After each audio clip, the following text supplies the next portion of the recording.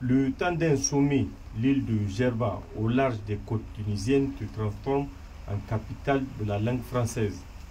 88 pays, une trentaine de chefs d'État ont répondu présents.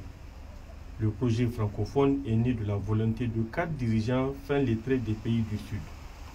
Diori Hamani, le Nigérien, Léopold Sédar Senghor, le Sénégalais, Habib Bourguiba, le Tunisien et Norodom Sihanouk, le Cambodgien. C'est grâce au leadership du président Diori Hamani que Niamey deviendra la terre de naissance de cette organisation francophone. Le président Mohamed Bazoum a marqué au-delà de la langue et de son application dans le domaine de l'éducation son intérêt pour ce cadre de concertation et de promotion de notre pays, afin d'attirer les investisseurs dans un espace institutionnel et politique, parmi les plus importants au monde. 4 ans après Erevan en Arménie, la communauté francophone se retrouve en sommet post-Covid. Occasion pour cette communauté francophone de célébrer le 50e de l'organisation.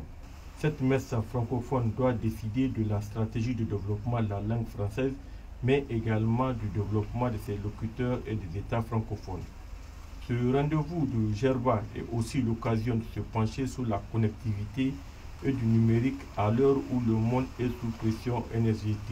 Pour le cérémonial d'ouverture, l'accueil des chefs de délégation, la photo de famille et la série de discours.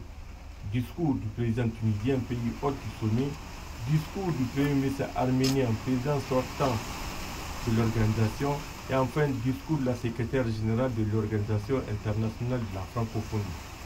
La passation des pouvoirs de la présidence du sommet entre l'Arménie et la Tunisie a marqué la fin de cette cérémonie d'ouverture. Sachez que le président de la République prend part à la tête d'une forte délégation aux travaux du 18e sommet de l'Organisation internationale de la francophonie.